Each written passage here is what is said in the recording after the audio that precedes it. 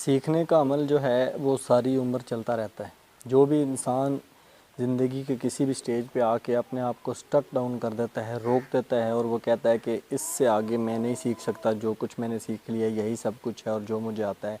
सब कुछ यही है, वो बड़े ख़तरनाक नताइज भुगतने के लिए तैयार हो जाए। एक गांव में एक किसान रहता था। उस किसान ने एक हुनर सीखा। हुनर ये था कि वो लकड़ी के, पत्थर के और शीशे के, गिलास के, मुख्तलिफ़ चीज़ों के मॉडल्स बनाने उसने सीखे। बड़ी मेहनत लगाने के बाद जब उसने एक नया हुनर सीखा, उसके ऊपर उसने काम शुरू किया। वो मुख्तलिफ़ किस्म के मॉडल बनाता था। मस्जिद का मॉडल बना दिया, किसी बंदे का मॉडल बना दिया, किसी शहर का मॉडल बना दिया, मुख्तलिफ़ किस्म के खिलौने जो हैं वो बना दिए और मार्केट में सेल आउट करने लगा। एक अच्छी डिमांड उसकी बढ़ती गई और वो काम करना जब उसने शुरू किया था, उस वक्त से लेके जब 10-12 साल के बाद वो एक स्टेज पे पहुंचा तो बहुत अच्छी स्टेज पर था। बाद में उसकी जो बच्चे हुए, उन बच्चों में से एक बच्चे ने ये हुनर सीखा, ये काम सीखा और एक वक्त आया कि उसके बच्चे ने भी मार्केट में खिलौने बना के, मॉडल्स बना के बेचना शुरू कर दिए। जब वो बेटा उसका कोई मॉडल, कोई नमूना, कोई नया खिलौना, कोई नई चीज़ बनाता, मार्केट में बेचने के लिए जाता, दुकान के ऊपर रखते, तो वो उसका वालिद उसको इनकरेज करता, उसका हौसला बढ़ाता कि बहुत अच्छा बनाया है, लेकिन उसमें कुछ ना कुछ नुक्स भी निकालता, उसमें चीज़ें बेहतर बताने के लिए बताता कि ये चीज़ें अगर और बेहतर बनते तो इसमें और निखार आ जाता। उसका बेटा बड़े अच्छे से, खुले दिल से उस चीज़ को कबूल करता और उसमें अगले दफ़ा जब वो नया मॉडल बनाता, नया खिलौना बनाता, तो वो उससे और अच्छा बनाने की कोशिश करता। ये सिलसिला चलता रहा। एक वक्त ऐसा आ गया कि उसके बेटे के बनाए हुए मॉडल्स, उसके बेटे के हाथ के तैयार किए हुए छोटे छोटे खिलौने जो है मार्केट में बहुत महंगे दामों बिकना शुरू हो गए। अपना जो उसका बाप था, उसके बनाए हुए खिलौने जो हैं उसी कीमत पर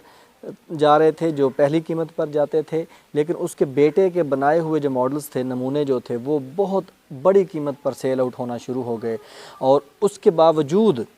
भी जब भी उसके सामने, उसके बाप के सामने उसके खिलौने आते तो वो कहता, बेटा ये बहुत अच्छा बनाया है, वेरी गुड, बहुत खूब, दिल खुश कर दिया, लेकिन अगर आप इसमें ये चीज़ बेहतर कर लेते तो ये और भी बेहतर हो जाता। उसके बेटे ने बड़े खुश असलूबी से ये चीज़ें जो है वो हज़म कर लेनी, सुन लेनी, लेकिन एक स्टेज ऐसी आ गई जब उसने देखा कि मेरा जो खिलौना है, मेरा तैयार किया हुआ मॉडल पूरी दुनिया पसंद करती है और महंगे तरीन दामों में फ़रोख्त हो रहा है। मार्केट में इतना महंगा मॉडल कोई और नहीं बेच सकता जितना मॉडल मेरा तैयार किया हुआ बिकता है, लेकिन फिर भी मेरा वालिद उसमें से नुक्स निकालता है, उसमें से जो है वो उसके ऊपर तनकीद करता है। उसको ये चीज़ें आहिस्ता आहिस्ता बुरी लगना शुरू हुई। पहले तो जब बुरी लगनी शुरू हुई फिर भी वो बर्दाश्त करता रहा, सुनता रहा, लेकिन एक स्टेज ऐसी आ गई, एक दिन उसने अपने वालिद से कहा कि आज के बाद आप मेरे बनाए हुए किसी मॉडल के ऊपर, नमूने के ऊपर तनकीद नहीं करेंगे, आपकी बड़ी मेहरबानी। अगर आप इतने ही अच्छे कारीगर होते तो आपके अपने तैयार किए हुए खिलौने मुझसे महंगे बिकने चाहिए थे, लेकिन आपके तो वही सस्ते दामों बिक रहे हैं और मेरा बनाया हुआ, तैयार किया हुआ शाहकार पूरी दुनिया में जो है मशहूर होता है। इसलिए आप जो है आज के बाद मेरे किसी भी बनाए हुए खिलौने के ऊपर, मॉडल के ऊपर तनकीद नहीं करेंगे। और उसने वालिद के ये बात कही और फिर अपने खिलौने बनाने शुरू कर दिए। उसके वालिद ने उसके बाद उसके ऊपर कोई तनकीद नहीं की, ना उसने अपने वालिद को अपना तैयार किया हुआ खिलौना कभी दिखाया। एक वक्त के बाद वो आहिस्ता आहिस्ता उसकी तैयार की हुई चीज़ें मार्केट में अपनी साख खोने लग पड़ी और एक वक्त ऐसा आ गया कि उसके तैयार किए हुए खिलौने को मार्केट में कोई पूछता नहीं था, बिल्कुल नॉर्मल दाम में ख़रीदते थे, जैसे उसके वालिद के बनाए हुए खिलौने या किसी और के बनाए हुए, तैयार किए हुए, नमूने तैयार किए हुए जो है लोग ख़रीदते थे। बड़ा मायूस हुआ, परेशान हुआ, तो एक दिन परेशानी के आलम में अपने वालिद के सामने आकर बैठता है और वालिद उसका जो है वो समझ जाता है कि ये किस लिए आया है। तो जब वो बात करता है अपने वालिद से तो उसका वालिद इस अंदाज़ में बात सुनता है जैसे उसे सारा पहले से पता हो कि ये बात क्या करने लगा है। तो उसने अपने वालिद को जब सामने ये बात रखी तो उसके वालिद ने कहा कि बेटा मुझे पता था कि ऐसा होगा। उसने कहा ऐसा क्यों पता था आपको कि ऐसा होगा? उसने बोला कि बेटा ये गलती मैंने भी की थी, जब मैंने अपने उस्ताद से ये काम सीखा था तो मेरा उस्ताद हर बनाई हुई चीज़ के अंदर से नुक्स निकालता था, बेहतरी की जो गुंजाइश एक मौजूद होती है वो मुझे बताता था, तो मैं एक्सेप्ट करता रहा। जब मैंने एक्सेप्ट करना छोड़ दिया था तो फिर मैं भी मार्केट में डाउन हो गया था, इसलिए मैं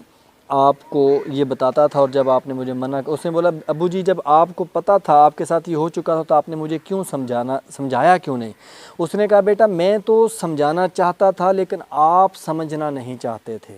जब एक इंसान दुनिया में रहते हुए समझाता है दूसरे दोस्त को, साथी को, अगर वो आगे से समझना ना चाहे तो वो ज़्यादा नुकसान वाली बात है, वो अपने आप को नुकसान में डालेगा। ये एक ऐसी चीज़ है कि कोई भी इंसान जब कहता है कि मुझे सब पता चल गया है, मैंने बेहतरी की तरफ नहीं जाना, मैंने दूसरे की नसीहत के ऊपर अमल नहीं करना, दूसरे की नसीहत जो है, दूसरे की तनकीद जो है बुरी लगनी शुरू हो जाती है। जो कहते हैं तनकीद बराए इस्लाह, ये असल पहलू उसका ये है वो असल तनकीद बराए जो तरक्की होती है, तनकीद बराए इस्लाह जो होती है वो ये चीज़ होती है कि अगर उसने कोई चीज़ तैयार की, हौसला भी दिया और उसमें एक और चीज़ बता दी, तो वो जब बेहतरी की गुंजाइश अपने अंदर महसूस करता है कि मैं और भी बेहतर हो सकता हूँ, मैं अपनी चीज़ों को और भी बेहतर कर सकता हूँ, तो वो तनकीद को बर्दाश्त करके उसमें बेहतरी लाने की कोशिश करता है, तो हमेशा कामयाबी की तरफ जाता है, सीढ़ियाँ चढ़ता जाता है। लेकिन जब वो एक जगह पे रुक जाता है और कहता है कि नहीं, मैंने जो सीख लिया, मैंने जो बना लिया, मैं बहुत बेहतर हूँ, मुझे और बेहतरी की गुंजाइश मुझ में नहीं हो सकती, या वो सोचता है कि मेरे अंदर तब्दीली आ ही नहीं सकती, वो पहले फॉलो करता है चीज़ों को, जब फॉलो करने से रुक जाता है और वहाँ पे जब स्टॉप लगा देता है तो वो बहुत बड़ी तबाही की तरफ जाता है। अल्लाह ताला हमें अपनी हिफ्ज़ व अमान में रखे और हमें हमेशा इस ज़हन के साथ रखे कि हम ज़िंदगी में बेहतरी की तरफ जाना है तो हमें हमेशा ये सोचना है कि बेहतरी की गुंजाइश मौजूद होती है और ये सीखने का अमल जो है ये सारी उम्र चलता है।